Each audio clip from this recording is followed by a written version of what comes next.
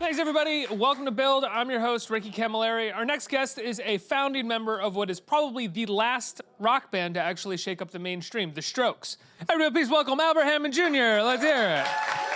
Hello. Hey, man. How you doing? Ooh, Good. wow, Thanks so cool. much for being here. Pretty cool, huh? Yeah, I want one of these at home. The image up there, pretty amazing. Where is that footage from with Jason?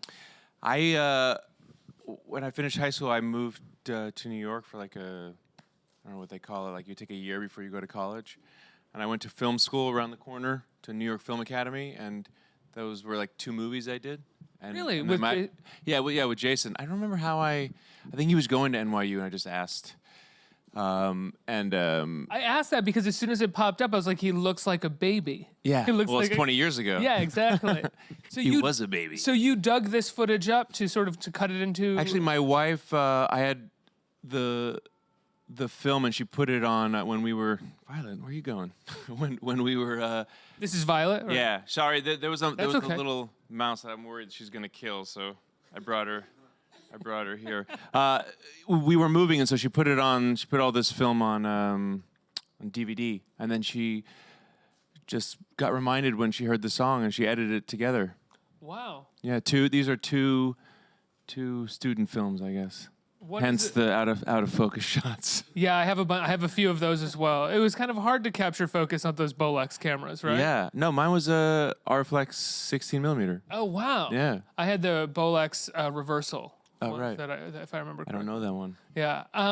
So what is it like looking at that footage and putting your music to it now? I mean, you're a completely different person 20 years later, I imagine, than you were then. I'm actually when the video comes out tomorrow or Friday, whenever it comes out, I'm actually at the end.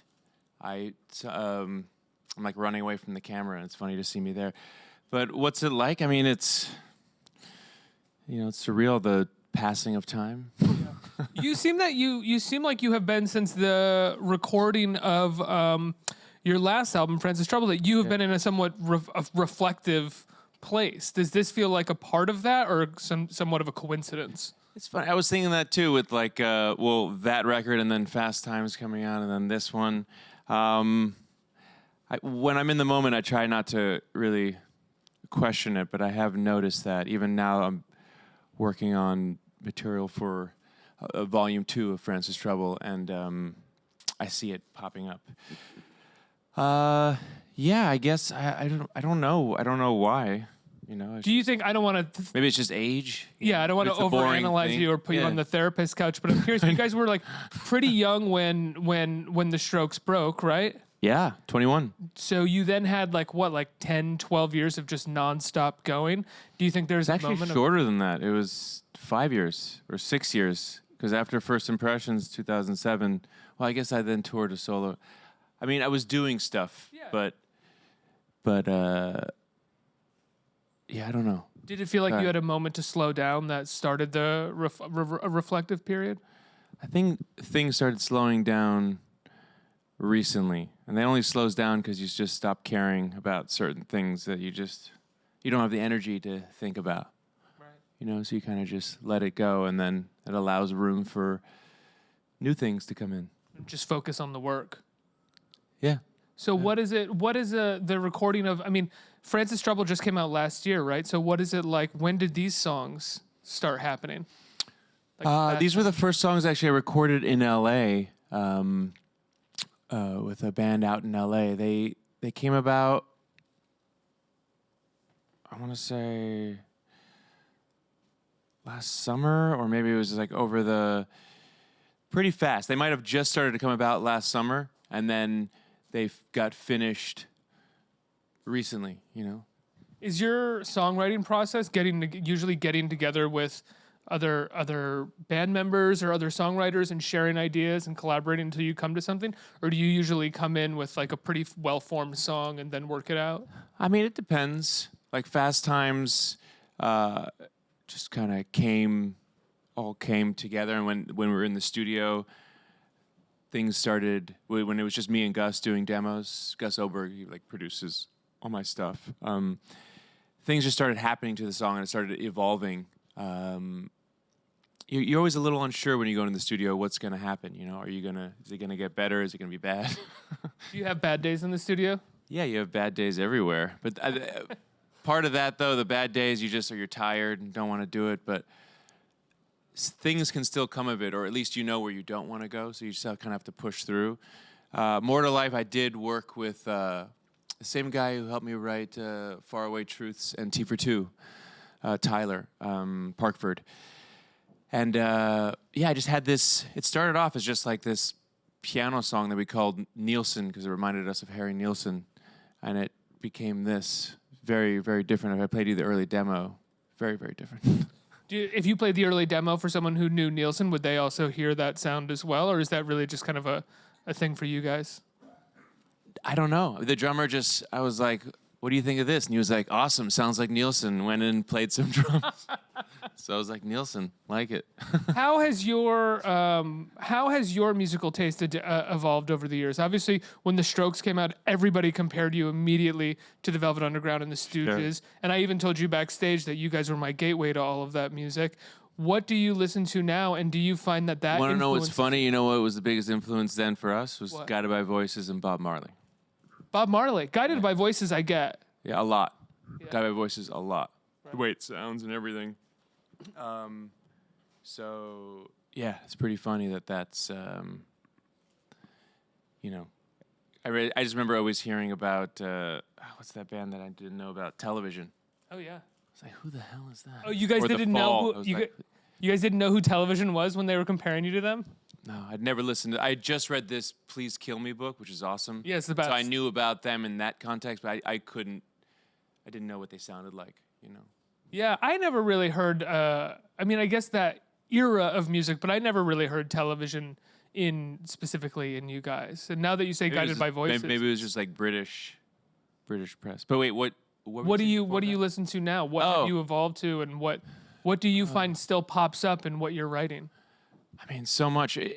In like 8 or 9 years ago, I fell in love with music that you usually fall in love when you're 15, like the Misfits and Wipers, and there was an energy in that music that I wanted in my set, and that's how Francis Trouble started from that. So I feel like now there's just, I don't even know if I need to listen to music anymore. Sir, you hear stuff and you get excited, like if you see a visual, same way it would excite you for visuals. But I want to mix a form of entertainment with and a visceral impact with meaning. Yeah. Which is exactly what the Misfits. That's what I try to do. Do you want to jump? Is that what you're trying to do? Here, go. Run free. Run free. How far are you going to go?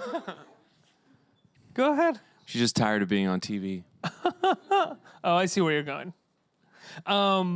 So the first song was Fast Times, and now you have More to Life. Yes. What is Fast Times? I told you that the video and even some of the song, it sort of feels like Fast Times at Ridgemont High. Yes. And I mean, I think that was intentional. It was intentional, yes. What is like that? I told you, I grew up with that movie.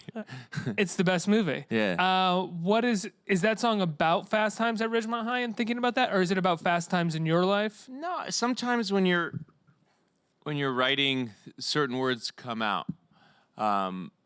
Right, as you're trying to figure out a melody. Yeah. And they just stay with you, and then you kind of go with it. And that was the first verse just came out. Actually, what did I sing originally? Like, I think I sang "Food's Outside" instead of "School's Out Now" because I was waiting for like a Postmates thing. But then it's just the "School's Out Now," and I just got excited at that idea. I was like, oh man, maybe because I was in LA and it made me reminiscent of.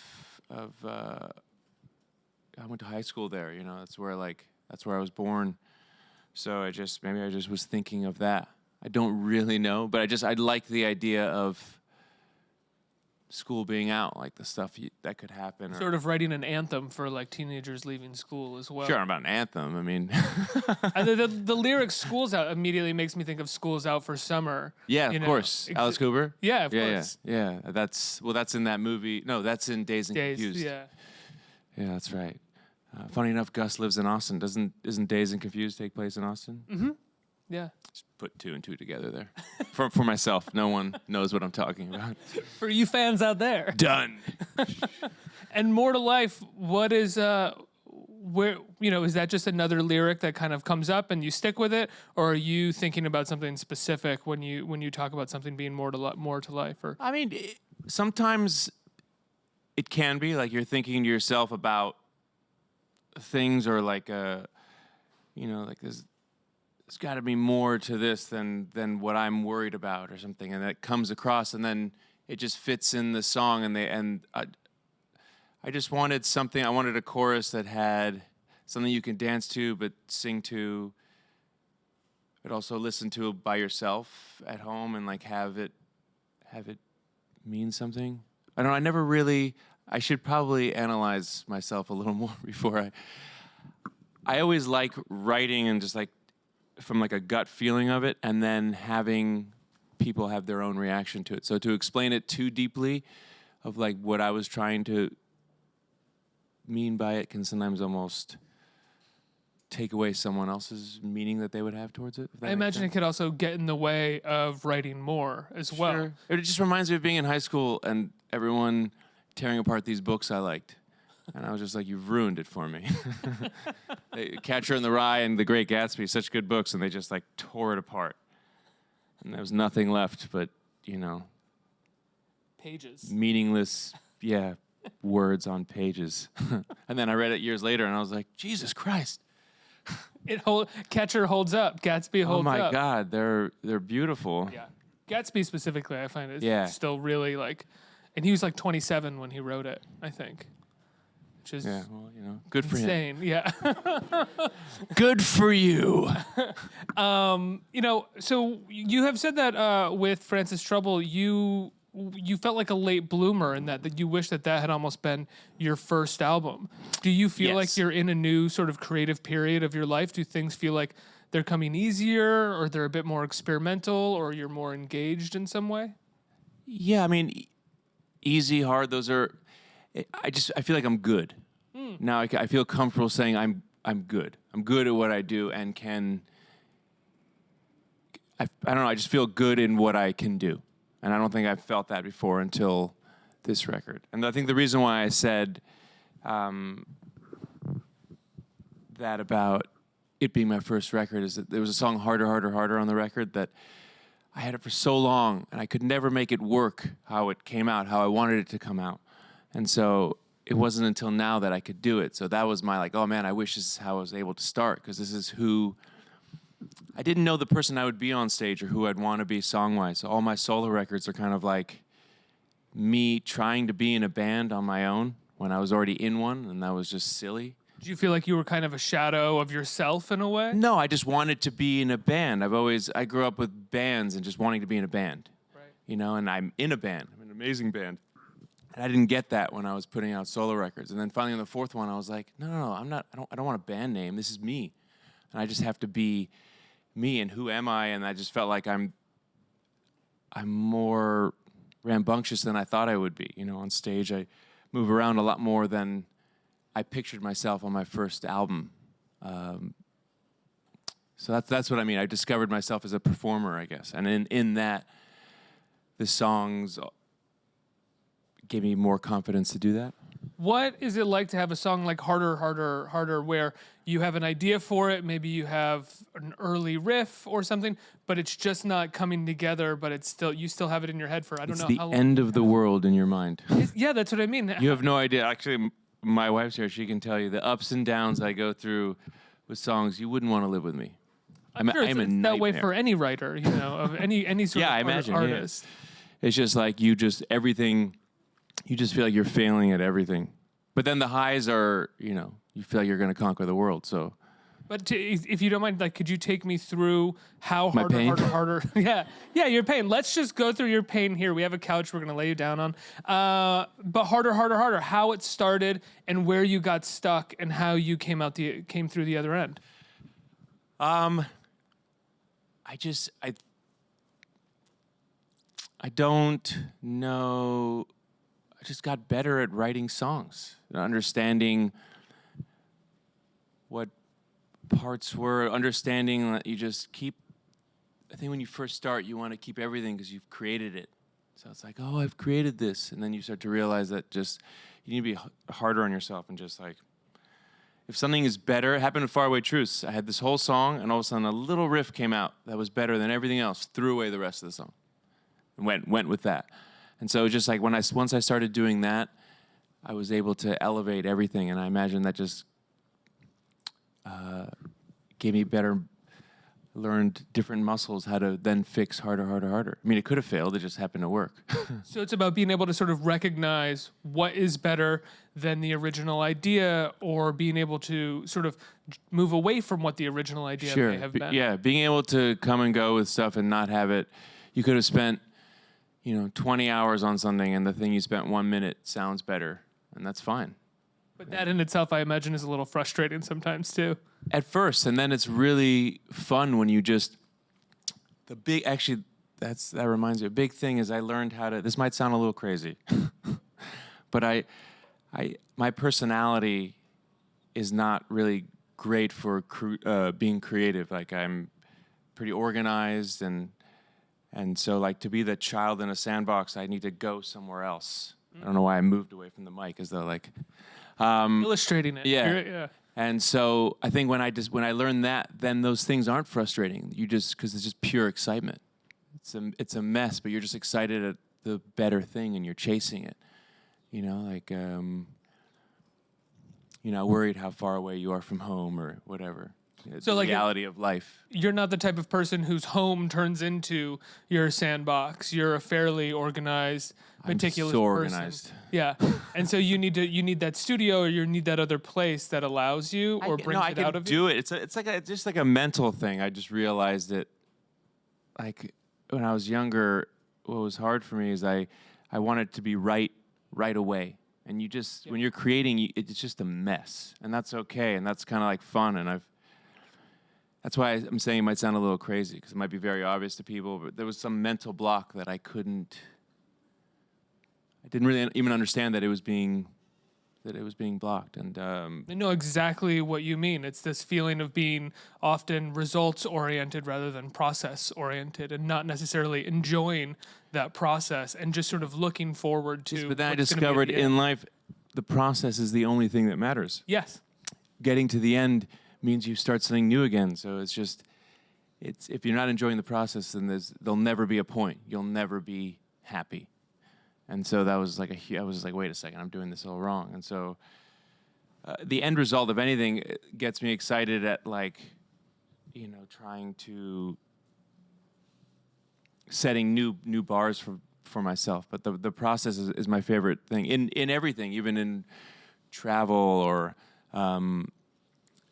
at home or any kind of, I move a lot. It's a traveling circus being on tour, especially in two bands. So being able to let go and just enjoy the transitions has been. Did you find that when you became more process oriented, you were working a lot faster and creating more work? So much. Really? I almost have a double album for volume 2. That's incredible. That beats anything I've done it's not like I have a double album of like shit, because that could be easy too. I have like a double album that makes me want to throw everything away. which is how I like to work, though. I don't mean that in a negative way. I like the idea of being like, no, pay no attention to what I did here. This, and then taking that on tour and playing. Like with Francis Trouble, we played 8 or 9 of the songs live, between 7 and 9, I guess. And that was just so exciting for me that, you on your 4th album, you can play that many from a new record and not be kind of, wanting to play old songs. I imagine that you have felt that with a lot of your albums, or even with albums with the Strokes, but has it been hard to sort of feel that way when you create something new? And oftentimes, assholes like me want to be like, well, what about the first Strokes album? What about this? Oh, no, I don't mind that. It's a huge part of my life. But what do you mean, assholes like you? What do you mean, like... Well, you want to be like, look at this. I have gone through this journey as an artist, and I figured out my process, and I love it. And these songs are the best songs that I've ever written, and I've got a double album. And I'm here talking to you about it, but I'm sure there's... Sure, but that's just nostalgia. You can't... Time will always, that hit a moment will never go away for any of us. But that's a beautiful thing. You know, you can't really pick that. You can't plan to have that. So if you get those gifts in life, you have to, you know, and enjoy them. But it's not. I can't live with that because I'd be done. Then I wouldn't play music anymore. You know, if I just lived in that nostalgia. Or hating that nostalgia, you'd be well, done as well. Hating anything is a waste of time. Yeah. It's a waste of energy. So, you know, we have a video that someone sent in who's a huge fan of yours, and they wanted to congratulate you. Let's pull up that clip. Here it is. Hey Albert, so I was creeping your Insta stories, and it came to my attention that you were going to be at Build today. So I just wanted to send a little note of thanks and gratitude and congratulations on the new single dropping very soon. Can't say whether I've listened to it or not. It's really, really freaking good. Thanks for just being an awesome person. I'm in a privileged position where I have had a chance to meet some of my idols, and I was obsessed with the Strokes when you guys first came out. And I've followed your solo career, you know, since you went that way. And I love everything that you do. And you're just an awesome freaking person. So yeah, sending love. Mwah. See you soon. That's so sweet. For those who don't know, that was Anthony from Queer Eye, the great Queer Eye. How long have you known him, and how long have you known that he's a fan? My manager told me he was a fan, and we were in LA, and he had just come back from Japan, and I forget if I went with my wife, but he speaks Polish too. My wife's Polish, so they got on. They were just talking, and like we were planning on like meeting up because we both like cooking, and we just like hit it off. I don't know. We just sat together, and then I was texting him like we were just friendly, like friends. And he's heard the song clearly. Yeah. No, I sent it to him. Yeah. I get excited and I send stuff to people. Yeah. that I'm like, oh, what do you think? It's, you know, it's not. I can get overly excited. Do you ever send stuff too early and you're like, oh, that was a mistake? It wasn't all the ready. time. That's hence why. Well, she's gone now. But my partner in crime, she's my wife. You know, she's like, don't send it. Just wait. I'm like, okay, now can I do it now? Yeah, I'm like, when I get excited about something, I just 100 miles an hour. Yeah. You know, just like, let's go do it now. And so, yeah, I'll send it to people. I'll call in, you know, I don't day or time. Like, my manager probably hates me. I call him, like, on a Sunday. I got this idea. He's like, I'm sleeping. Well, then wake up. It's Sunday. There's nothing I can do about your idea right now. Exactly. How often do you cook? All the time. What? I mean, not now. I'm at a hotel, but do you have a favorite meal or a favorite dish that bust you like? into the hotel thing, like, let me cook. Yeah, I mean, you imagine that? That actually made me pretty excited. I should probably do that. Be like my thing. There's like two guys on the line. We're like, dude, it's Albert Hammond Jr. from the street. Like, what are we doing? Like every time I stay at a hotel. Let him cook a steak if he wants to. Yeah, I don't eat red meat now, unfortunately. I wish. Excuse me. No, you don't have to. I did like an intolerance test, and I'm intolerant to red meat, and I loved it. What does that mean, intolerant? Like you're just like semi-allergic? Yeah, I mean, I won't die from it, but yeah, I was trying to like see where my body was at 39 and just cut everything that my body was saying no to. So That's smart. That's actually like a kind of a fun thing to do sometimes. it was really fun. Yeah. I gotta be honest. I have a question coming in from Twitter. It's what have you found most rewarding from the release of your last album or last tour? Do you feel your Francis alter ego has inspired enough creativity to keep him going for another album tour? Well, it sounds like you have a double Francis album coming. Well, I did call that record Volume 1 because I did feel like there would be a Volume 2. Even if it's not that you can, this is how I would look at the alter ego, is that I came to the conclusion that there's a person that falls in love, like when you're younger and you fall in love with music or anything that you love to do, you fall in love with it, like all you want to do is that, but you know nothing about it or how to get there. But there's such a passion and innocence, and you basically murder that on the way to achieving it. And so when you've really achieved it, it's gone. Yeah. And so, but what I thought is then on stage, I let him have the time. So that hour and a half is for that younger person who fell in love with it. And so they can just go out and they have more fun. They're not thinking of stuff, and they're just free to enjoy what you've worked hard trying to get to. When you moved to New York and you were pursuing film or in film school, were you a musician then? Yeah. I met Julian right when I moved to New York. When I moved to New York, my life is like a if you see if they wrote a movie about it, you'd be like, oh, that's totally fake. Like it wouldn't be like they just did that for the movie. Like I moved across the street from where Julian was working.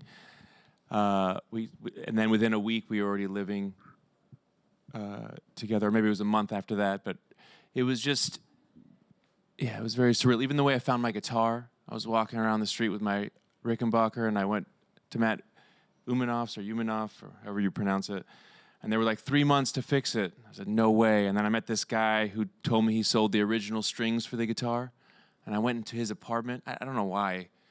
7th Street Avenue A. He's like, come into my apartment. It was like in the back, all dark, and I was like, oh man, something's gonna happen here. But no, he sold me strings and told me about Richie's Guitar Shop on 11th between A and B.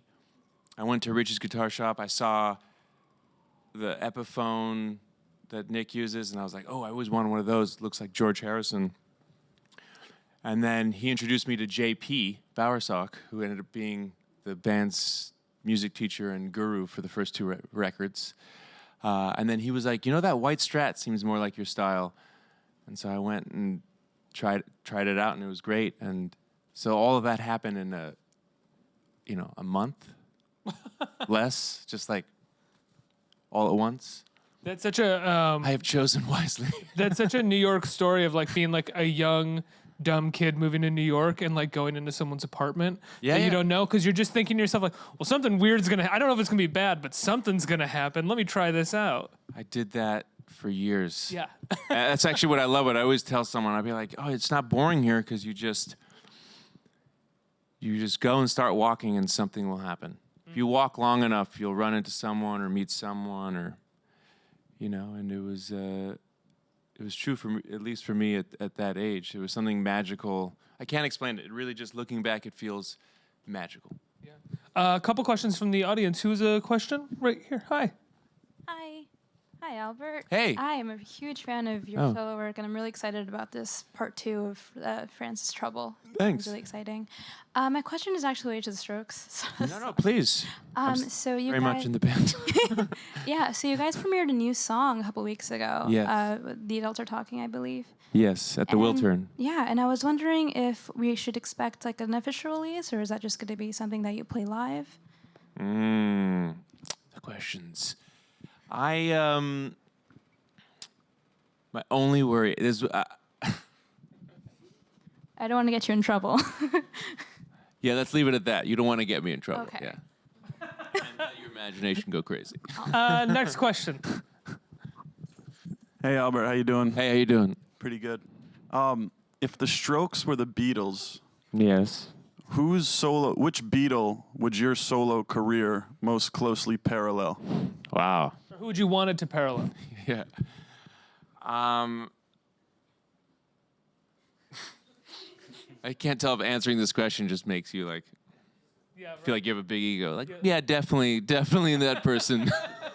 I'm definitely Paul McCartney. Yeah, that's definitely my solo me. career has been like Paul McCartney's. I mean, I think when I was younger, I would have probably like jumped at the chance to say John Lennon at anything, even if I wasn't asked. John Lennon? And I love his songs, but I love, I mean, you can sit down. I feel bad. I don't stand while I talk. But I love. Feel awkward. I saw Paul McCartney at MSG, and it was amazing. And I'd love to still be able to tour and play music at his age. That is, it's so cool to still be able to do that. So, and I don't know if elements of, I know that obviously John was murdered, so that sucks. So we'll never know. But I don't know how to say that without making it really dark very fast. he just seemed like he wouldn't have performed as much, and so I'd like to take a little bit from both. Maybe the peace and ease that George had. Favorite Beatles solo album? Favorite? Yeah. I'll give you Plastic Ono Band. Okay. But that's just because I worked at Footlight Records on 12th Street, and the guy there gave it to me, and he was like, "Oh, it's my favorite," and I was like, "Oh," and it just, life-changing. Right. Still, probably more to this day. The solo in More to Life is kind of based off of that John Lennon Plastic Ono Band guitar playing. Really? Yeah, because he did a lot of the barred solos and not just strings. It's like you just hit it. It's like all attitude. Or a lot of attitudes. Obviously, some notes. You don't want to just hit clams. Gotta be careful with how I say it, because they'll be like, "Oh, just pure attitude." Wait, what was I just saying about that though? You were talking about Plastic Ono Band? Favorites. Yeah. I don't like favorites of anything.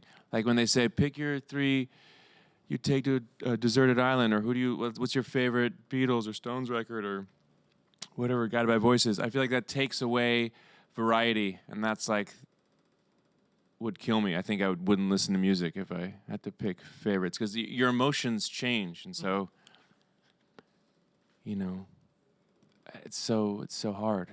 Yeah. Albert, I've loved your career for so long, man. Thank you so much for being here. More to Life comes out this week, right? Yeah, tomorrow or I think Friday? Friday? Tomorrow? Tomorrow, or maybe the video comes out tomorrow. No, it does come out tomorrow. It comes out tomorrow at 10 or 10:30 East Coast time. Words come out. Albert Hammond Jr., everybody, let's hear it.